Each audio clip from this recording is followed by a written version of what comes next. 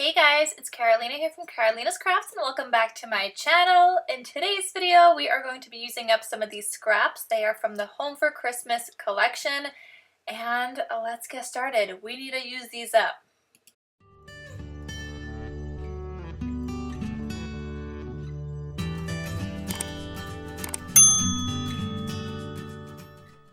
So we are going to be making some Christmas slimline cards today, and I had already prepared some materials in advance. I cut my red layering piece for my cards. I even cut and scored my base cards. So my base cards measure 9 by 4, so 8 by 9, and then score at 4 inches on the 8-inch side.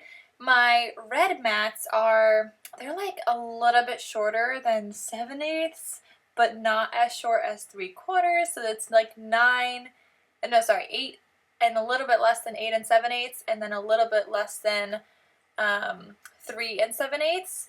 So yeah, it's just, I don't know, that's the way that it worked out for me because I wasn't liking just the 7/8. I was cutting it all with this weird Memory Keeper's paper cutter, and I thought it was still a little too big at 7/8, so I just cut it down a little bit more.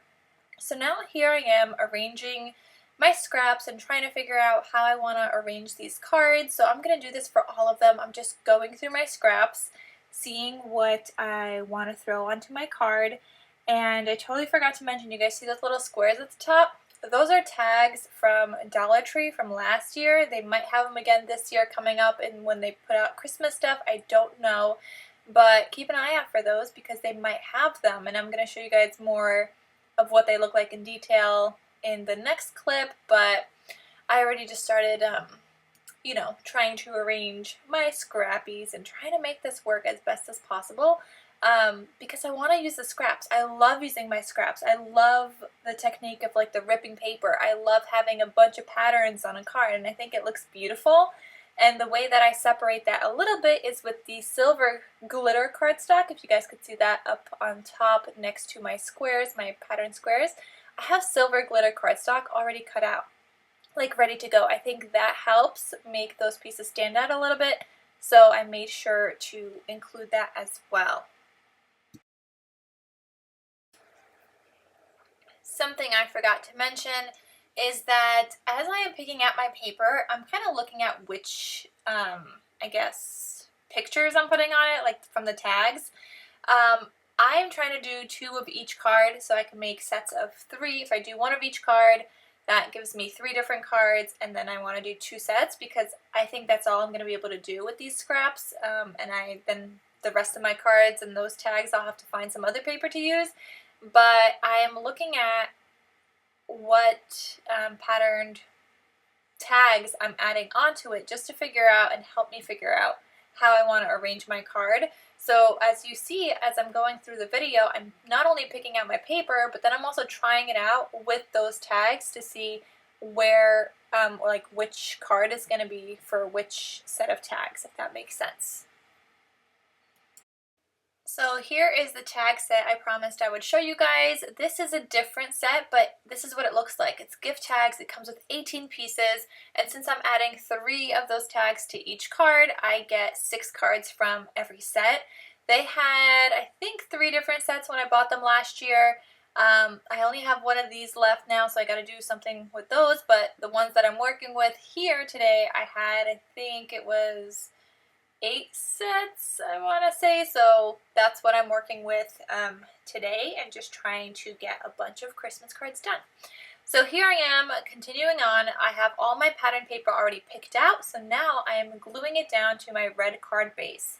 Again, well, my red paper mat base, I guess. So my red paper mat, again, measures a little bit less than 8 7/8 and a little bit less than 3 7/8.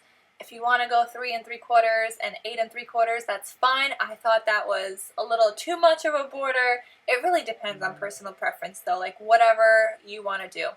So I'm just putting my paper down, I'm gluing it down, and this card actually in particular, I decided to flip some of the patterns because I ended up liking the other patterns on the other side instead. So I was about to glue it down and then I just flipped them, so it's fine, whatever works. And I'm just, doing some ripping techniques as I go because I didn't rip them all in advance, and making sure that my paper is all the same size so that when I glue it down, they all, you know, match up and are fairly equal on all sides with the red border. Once I am done adding my pattern paper to my red card base, I am now using my hot glue to attach those tags that I had cut in half because, you know, Dollar Tree, those tags come in, you know, as a tag shape. It's like an open and close kind of thing. So I cut them in half just so I have the pattern paper side. And this is totally a tutorial from KarolinasKrafts and inspired by her. She has the tutorial and everything. I'm kind of just doing a process video while telling you guys my measurements and how it worked out for me. And I also added in the paper matting layer. I don't remember if she did that. I think she just maybe just added the pattern paper. I can't remember anymore. I made these last year, but I will link KarolinasKrafts because this was totally inspired by her. But the reason I'm using a hot glue gun in order to add my tags to the silver glitter cardstock is because I am adding it to glitter cardstock. When you add things to glitter cardstock, a lot of the time the regular liquid glue just does not want to make it stick. So I use hot glue for that, especially for that. Later on you guys will see that on the back of the silver glitter cardstock it is like a smooth kind of paper texture. It's not double-sided glitter. So on the back I end up using my liquid Barely Arts glue. But to glue it initially to that silver glitter, where I have that silver glitter border showing, you definitely want to use some kind of hot glue or something that you know will stick to your glitter cardstock. So just so you guys have the measurements of all the things that I'm using, when you cut the tags, they end up being 2 by 2 inches.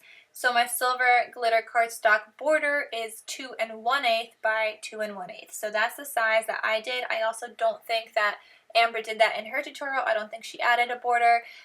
So I did in mine because I just think it like makes, you know, those tags pop a little bit more. So I just changed it up a little bit and added in my own things.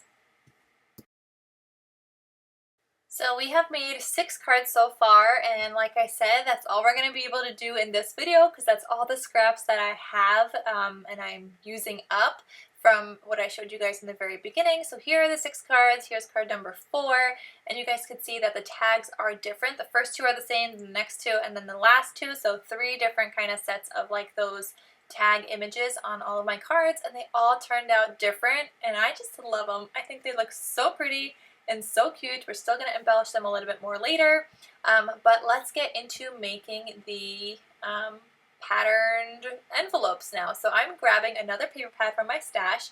It's like a Christmas plaids from Michaels, one of their hot buys a while ago, and I'm picking out 6 sheets of paper that I think will coordinate with these sets of cards. There was a lot of blues in this paper pad. I'm not using any of the blues, but more so the reds, the greens, and yeah, those are the colors that I'm using because those are the colors that I have in my cards. With some black, yes, but there's really not too much like black in this paper pad, so I had to make sure to pick out the proper ones. So these envelopes are, well, the paper I need to cut down to is 9.5 by 11.5. And again, Amber has this all in her video, so if you want to see the actual like process and like everything slowed down and not just me talking about it, then definitely go check out Amber's video. But I cut down a piece of paper 9.5 by 11.5. Then on the 9.5 inch side, you're going to put it on your scoreboard, and on the 9.5 inch side, you're going to score at 2.5 and 6 3/4. Then you're going to turn it to the 11.5 inch side, and you're going to score at 1 inch and 10.5.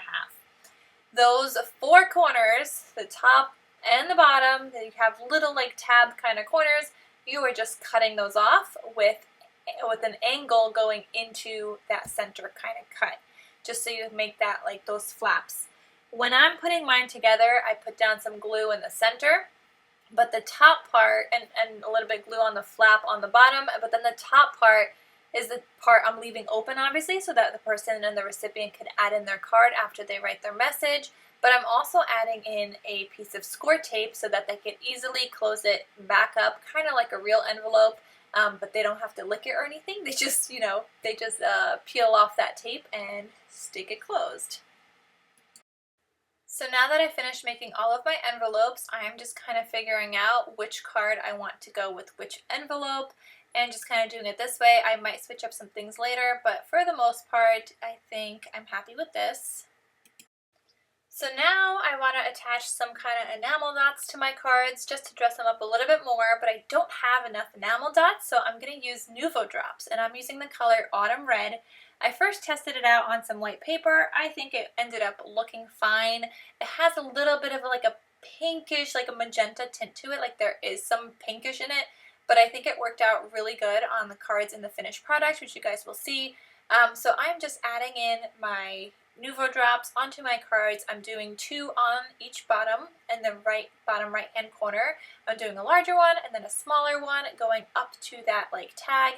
And then in the top left hand corner I'm doing 2 but just going horizontally. So the other ones are in like a diagonal, and then the other 2 at the top left are in like a horizontal line. Also going for bigger and smaller, except for that first card where I just did 2 smalls. I don't know. I don't have a reason. That's how I did it. So I think maybe I was just struggling with getting the perfect little circle shape. So I think that's what that was, but I mean, it still looks good. So I'm just going to go ahead and add all of my Nuvo drops to all of my cards.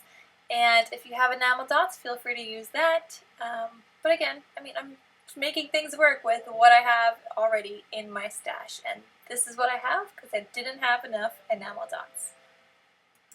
So here are how my cards turned out. I think they're so pretty and so fun. I cannot yet add them to their envelopes or anything. I can't even package them up because I need to let these Nuvo drops dry, but they are going to be listed in my Etsy shop in a set of 3, so I have 2 sets here. If you guys are interested, definitely check out my Etsy shop. I'll have the link in the description box down below. But they are so fun and so cute. So I hope you guys enjoyed. Thank you so much for watching, and I'll see you guys next time. Bye!